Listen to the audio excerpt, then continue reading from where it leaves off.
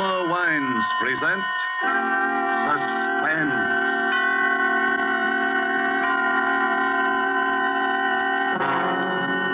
Roma Wines, made in California for enjoyment throughout the world. Salud. Your health, senor. Roma Wines toast the world. The wine for your table is Roma Wine, made in California for enjoyment throughout the world. The Roma Wine Company of Fresno, California, welcomes you again to this weekly half hour of Suspense. Tonight from Hollywood, Roma Wines bring you a star, Mr. Herbert Marshall. Mr. Marshall is with us to play in Nicholas Blake's powerful story of vengeance and retribution, The Beast Must Die. And now, with The Beast Must Die, and with the performance of Herbert Marshall as Felix Lane, who wrote a diary of death, we again hope to keep you in suspense.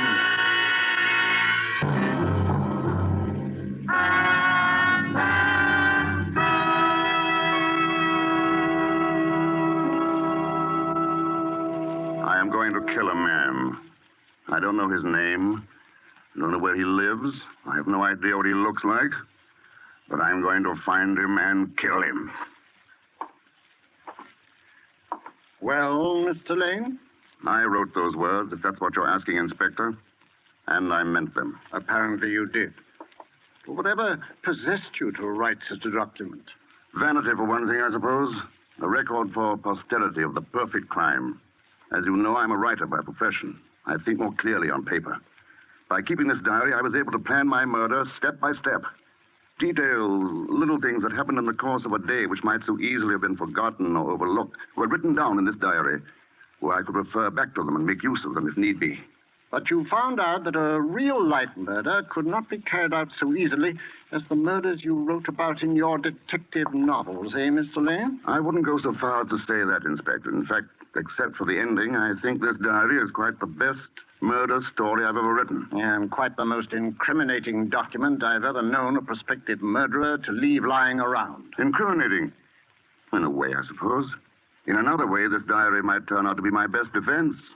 How do you figure that, Mr. Lane? Well, supposing I read some parts of it aloud to you and let you decide for yourself. Very well, Mr. Lane. Fire away. That was my first entry. June 18th. Yes, I'm going to kill a man. It takes great singleness of purpose to commit a murder. But if ever for a moment I stray from that purpose, I've only to think of Ronnie. Ronnie was my son. One evening 2 weeks ago, he was crossing the road outside our house. He had gone into the village to buy some candy. For him, it could have been only a paralyzing blaze of headlights around the corner, a moment's nightmare, and then the impact turning everything to darkness forever. His body was hurled into the ditch. He was dead at once. The motorist who killed Ronnie did not stop. The police have failed to trace him. They say he must have been going 50 around that blind corner from a child's body to have been thrown and injured as it was. The man who drove that car, he is the man I have got to find and kill.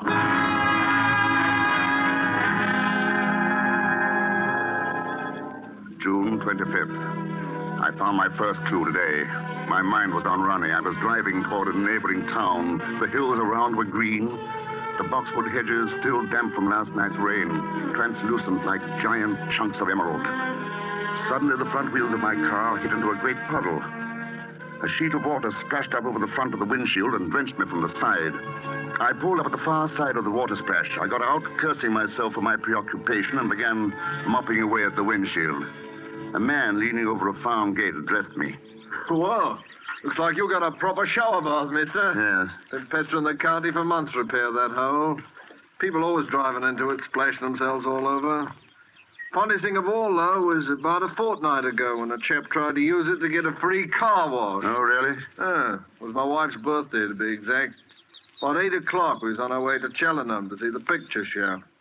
Just coming out of the gate, this chap driving one of those low-slung sports jobs hits the water splash. You don't say. Ah. And then the fella says something to the girl he's driving with. What do you suppose they do? They back up and run through the splash again. And then again. They did it 4 times. 8 o'clock.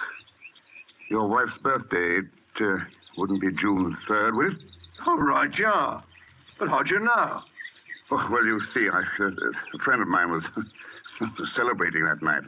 He was driving toward 7 Bridge. That's where this fella and his lady friend were going. I remember his lady friend says, George, ask the man whether you turn to the right or to the left at the next fork. George. George, yes, that's right. That's my pal's name. And, 7 Bridge, yes. Yes. The way he drives ought to have brought him here by just around 8 o'clock. He didn't have a crumpled right front fender, did he? Oh, that he did. And that bloke was your friend. He sure is a proper nut. Well, peculiar, at least. Yes. Yes, he is peculiar. Driving through that water splash all over again and again. 4 times he does it. He wasn't laughing either. Didn't seem like a joke somehow. Looks like he's trying to get a free car wash. Funny way, I'd say, to get the mud off. Yes, yes. Maybe it was tar, though, huh? Yes. Or blood.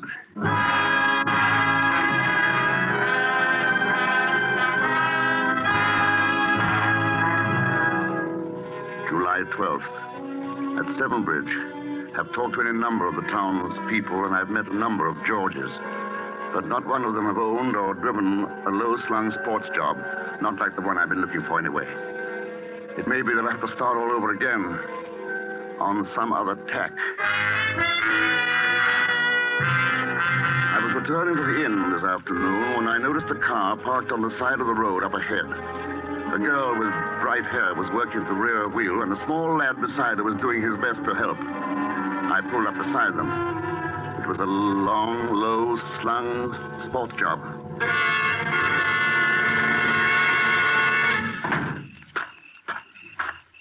I say, can I help? Well, what do you think, Phil? Oh, yes, sir. Yes, if you would lend a hand. I'm afraid we're not quite heavy enough to weight the jack handle down for another Now, turn. here, fella, let me have a go at it. I say, the paint doesn't seem quite to match on the right front fender. The fender? Oh, Dad had a new fender put on a while back. It's got bunged up or something. I can't tell you how awfully nice it is of you to help us out. Not at all. By the way, I wonder if you and Phil here wouldn't stop for tea with me at the inn afterwards. It's not far, you know. We're expected at home, sir. Perhaps you could come along with us. What do you do, sir? Why, I'm a writer, Phil. Oh, you really must come to see us. It's Gables on Devon Road, my brother-in-law's place. The name's Rattery. We'll give you a ring tomorrow and set a date. Sis will love meeting a real author, and so will George. Did you say your brother-in-law's name is George?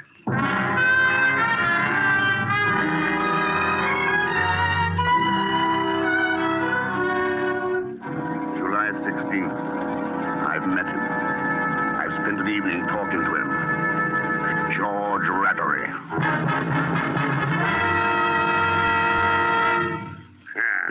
So you're a friend of Lena's, eh? Storybook detective. A writer. Easy enough to write about a dead body, but I'd like to see an author that had guts enough to look at one.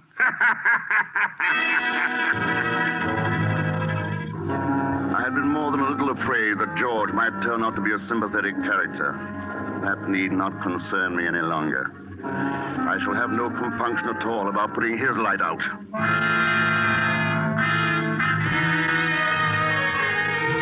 It appears that George is the half owner of a garage down in town. A man by the name of Carfax is the other partner. A garage. That would explain how the damaged fender got itself fixed without the police knowing. Ah, how can a beast like George have a fine young son like Phil?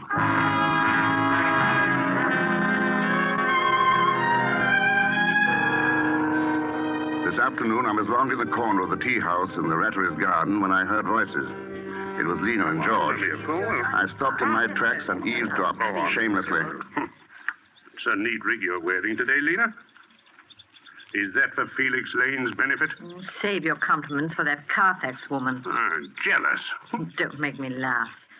But someday you're going to find out that business partner of yours isn't as mild as he looks. I wonder what he'd say if he knew that his wife was... Shut up, will you? And since when did you get so high and mighty? It wasn't so long ago that you yourself were glad enough to... If you ever open your mouth about any of that, I swear I'll kill you. Talking big now, aren't we, Miss Snow White? Just try something and you'll find out. Remember, there are quite a few people who might like to know about that poor kid you ran down last June. If it weren't for Violet and Phil, I'd... Stop that kind of talk. You hear? Just remember you were with me that night. Huh?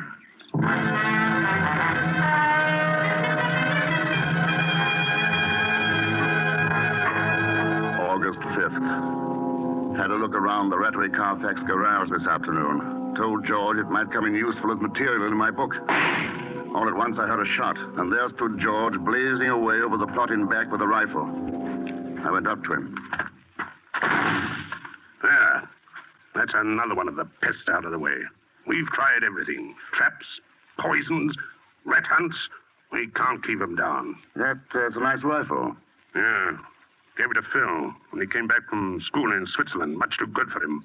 Here, I'd like to have a go at him. I raised the rifle and sighted. George's back was to me. By shifting a few inches to the right, the bullet should enter the base of the brain. Who could prove that George hadn't suddenly stepped in my way? My finger tightened on the trigger. I say, George, I can't find that new tin of rat poison. Phil was spreading some out in the dump yesterday. I wonder where he put it. Oh, hello there, Lane. Hello, Carfax. Hey, watch out where you're pointing that gun. We wouldn't want anything to happen to the senior partner, eh? Not very funny.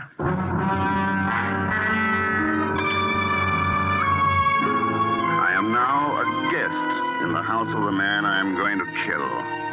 Violet, Phil's mother, suggested that I come and stay with them for a fortnight and help Phil in odd hours with his Latin. George, much to my surprise, joined in heartily with the idea. I wonder why. I must watch him very closely because of what happened last night. We were having coffee in the drawing room after dinner when the conversation took a most extraordinary turn. They were talking about Violet's new rose bushes. I suppose they'll be very nice, but I can't for the life of me see why you went to all that trouble. Well, the old ones weren't doing very well. They were still alive, weren't they, Mother? Oh, yes, dear, but I'm not one to keep something going when it's only half alive. Oh, I'm glad you're talking about rose bushes. I should hate to think you felt that way about people. Of course not. But, on the other hand, I do think if a person were incurably ill that they ought to... Well, that is, they ought to have the right to ask their doctor to put them out of their misery. Don't you think so, Felix? Speaking of doctors reminds me, George, don't forget your tonic. Doctor said after every meal. Tonic. Oh, pass it here. Yeah. Foul stuff. Bitter as gall. Poison. That won't kill you, George. Felix, would you really be in favor of doing away with all unfortunates?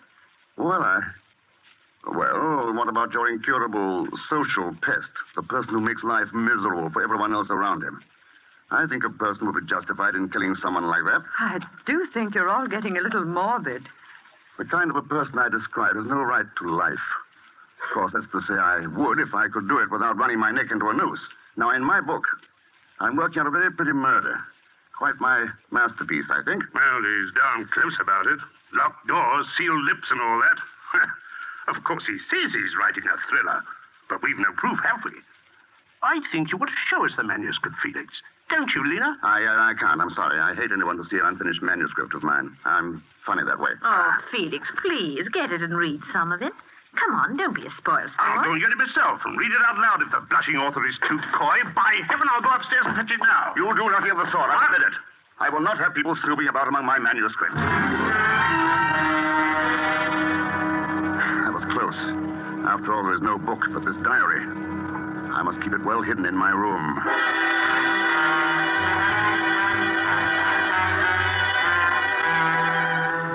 At last, I have my plan. It took a great deal of subtle taunting and persuasion, but it came off at last. George is going sailing with me this afternoon, and he can't swim. Drowning is very painful, they say, in the early stages. That's good, I'm glad. George's lungs bursting, the top of his head shrieking with pain, his hands scrabbling vainly to thrust against the giant weight of the water. But if I cannot kill George today on the open sea with the wind in my favor and myself the undisputed master of the situation, if I fail today, then I will know that it is not my destiny to be a murderer, and I will make no further attempt on the life of George Rattery.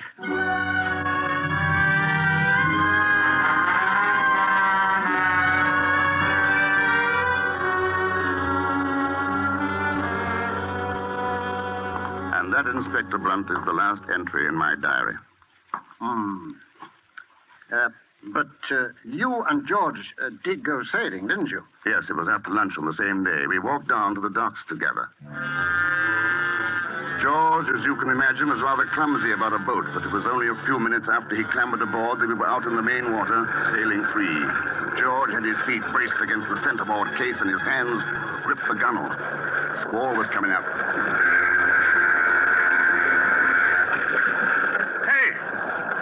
It's getting very close, isn't it? There'll be plenty of room, George. Power vessels have to give way to sailing vessels, you know. Give way? How do you think about that size is going to give way to a crate like this? Hey there, what are you up to? Look out, I tell you. You can't. What if you ran into us? I'll bloody well hang on to your leg and we're both drowned. What are you doing? What? A bit close, but perfectly safe. Oh. Perfectly safe. That barge didn't miss us by a yard. The same thing happened the other day when I was out with Phil. He didn't lose his nerve. Oh, he didn't, eh? By the way, you better not stand up in the boat again. That's one thing that's not safe. Very well, my friend. But I shouldn't try any of those funny tricks you've been planning. Tricks? What tricks? You know what I mean, you filthy sneak. I searched your room just before lunch, and I found your diary. Yes, I posted that precious diary of yours up to my solicitor just before I came out here. Posted it, mind you, just before we went sailing. So you see, it'll be most unfortunate for you if you let me drown. Well, what's the matter? Lost your lying tongue, have you? I ought to break your jaw for you. I've a good mind to hand over your diary to the police. Don't be silly. You know perfectly well you won't do anything of the kind. And for the very good reason that you don't want the police to haul you in on a charge of manslaughter for killing my son. Well, you can't prove I ran over your son. Aren't you forgetting that Lena was with you that night? The police would get a confession out of her in no time. Why, if ever I see you again after today, you slug, I'll bash you into a jelly. Oh, shut up, George. I guess we've both been a little too clever. It looks like a stalemate.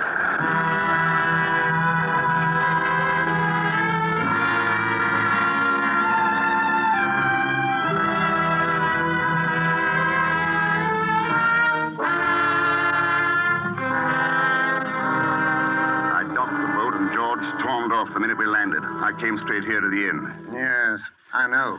Perhaps it's just as well I didn't succeed. Going back to writing detective stories after committing the perfect crime will be like going back to playing with tin soldiers after winning the Battle of Waterloo. You seem to be awfully sure of your alibi. Well, after all, there's no crime in planning a murder, is there? Providing nobody's hurt? Unfortunately, somebody has been hurt. What do you mean? What are you trying to tell me? George Rattery died yesterday evening of the effects of strychnine poisoning. George dead. Strychnine poisoning. All my planning, all my high and tragic purpose, and the beast ends by taking his own life. Poison. I remember now. He used to talk about suicide quite a lot. But I thought he only did it because the subject was so upsetting to his wife. I never dreamed. How did he take it? With his tonic. But it couldn't possibly have been suicide, Mr. Lane. But who? What else could it have been? It could have been murder. Unfortunately, we have no evidence except this diary of yours. Oh, but the bottle, the tonic. George Rattery died almost instantly after taking his tonic at dinner. But before the doctor arrived, that bottle disappeared. Well, any suspects? Every person closely associated with George Rattery had enough motive to murder him. But you have the strongest motive. After all, George Rattery did kill your son. Am I under arrest? Not officially as yet. But naturally, I posted a guard outside your room. In the meantime... But, man, you can't go in there. He told us. Officer, let me by. I tell you, I've got to see Inspector Blunt. Please, Mother. I say it's no good. Be quiet, Phil. Why couldn't you have stayed at home? Officer, let me by. I must see. Now, let them come in, officer. Good afternoon, Mrs. Rattery. Phil? Hello, Phil. Hello, Felix. Please. Please, I can't stand it any longer. They're accusing Felix here of murdering my husband. He had nothing to do with it. Mother, she doesn't know what she's saying. For heaven's sake, Phil, will you be quiet? It was I who killed George. He treated me very badly. He was unspeakable to Phil. There was another woman.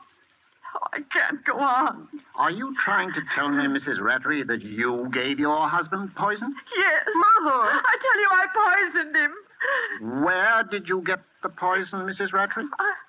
Well, I bought it at that chemist shop. What chemist shop? The one on Abbey Lane, near the corner of Hightowers. That's it. Uh-huh. What became of the bottle of tonic after your husband's death? I broke it. I buried it. I'm sorry, Mrs. Rattery. The police have checked. You didn't buy any poison at the chemist's. Mother, I told you it was no good. Sir, Mother is trying to save me. It was I, sir. I killed him. What? Phil, you don't. Don't believe him. Don't believe him. He's just a foolish child. He doesn't know what he's saying. Go on, Phil. Well, you see, sir, I left a note. I was running away, but Mother found the note before I quite got out the door. Boys get such strange ideas. He couldn't have done it. He's just a boy. You know he couldn't. You see, sir, when they accused Felix here, I couldn't stand it any longer. That's why I wrote you the note that Mother found at first. She said if she confessed that they wouldn't do much to her, that the police would understand. Felix, make them believe me. I can prove I did it. Now, go on, Phil. You say you can prove it. What do you mean? I have it here in my pocket, sir. I've had it hid ever since. So see, here it is. It's still half full. It's Dad's bottle of tonic. Phil, where did you get that? I took it off the buffet after the doctor said Dad was dead. But this is very serious, Phil. You know that. He's lying. He couldn't have. He's just a little boy. Please, all of you, I have a favor to ask. Let me talk to Phil alone for a few minutes. Won't hurt anything. I think I may be able to help solve this whole thing. Phil didn't do it. Violet's right. Yes, but the bottle... Just give Phil and me 10 minutes alone. Very well. We'll wait outside. 10 minutes, mind you, Phil. No more. Come here, Phil. I'm a murderer, Felix. You are not a murderer, Phil. No one could ever tell me that. I left a note. We've gone all over that. I killed him. He beat Mother. I killed him, I tell you. Stop that, Phil. I know better. They thought you did it, Felix. I heard them talking about your diary. You wanted to kill him. You said so in your diary. Maybe I did, but... They'd hang you, Felix. So that's why you wrote the note and pretended you did it? Yes, I saw you in the pantry with Dad's bottle of tonic before you went for the sale with him. You saw me? Oh, I'm sorry, Phil. Sorry you saw me. Naturally, you jumped to the conclusion that I... Oh, poor little man. Oh, there's nothing for you to worry about now, Phil. You mean they're not going to hang you, Felix? They're not going to hang me. You won't let them do anything to you? Promise me. No, I won't let them do anything to me. But, Phil, there are other things for you to think about now. Now that your father's gone, you are head of the house. That's a man's job, Phil. There's a lot you've learned about courage these last few days. Living takes a lot of courage. This is pretty grown-up talk, Phil. Do you understand me? I'm trying, Felix. You remind me a lot of my own son. You mean the boy my father ran? That's right, Phil. Yes, you're a lot like him. Would he have gone sailing with us? Oh, yes. I think Ronnie would have been quite a sailor. Can we go sailing tomorrow, Felix? Not tomorrow, Phil. Are you going away, Felix? Yes, but not as far as most people might think. You sound very strange, Felix. I have a note to write. Got to make everything shipshape. You go on out to your mother and tell them they may join me in a few minutes. Can't I wait, Felix? No, Phil. Go ahead now. But... Those are orders. Skipper's orders. Aye, sir. Goodbye, son. I thought I'd made the last entry in this diary, but there will have to be one more. This diary was kept for only one purpose, to make George and the police believe that I planned to kill the beast by drowning him. Death was already waiting for George Rattery at home, in the bottle of his tonic, where I have placed 3 pellets of rat poison taken by me from the garage. My plan was almost perfect. The only thing I didn't expect was that someone loved me enough to try to destroy the evidence I had so carefully planted in an effort to help me, and even to confess to my crime in order to save my skin. I know now that my life ended with the death of my son, Ronnie. It seems that I must have just come back to life for a few weeks to save Phil. Yes, I killed George Rattery. I have no regrets. I might have known that the matter would be taken care of fittingly. It says in the Bible, the beast must die, but the man dieth also. Yea, they both must die. George was right about that tonic of his. It is very bitter.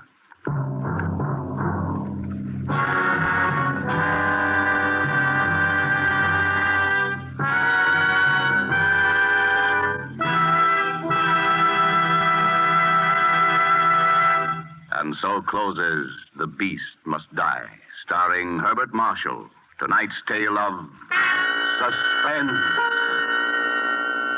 Suspense is produced and directed by William Spear. Mr. Marshall appeared through the courtesy of Metro-Goldwyn-Mayer, producers of White Cliffs of Dover.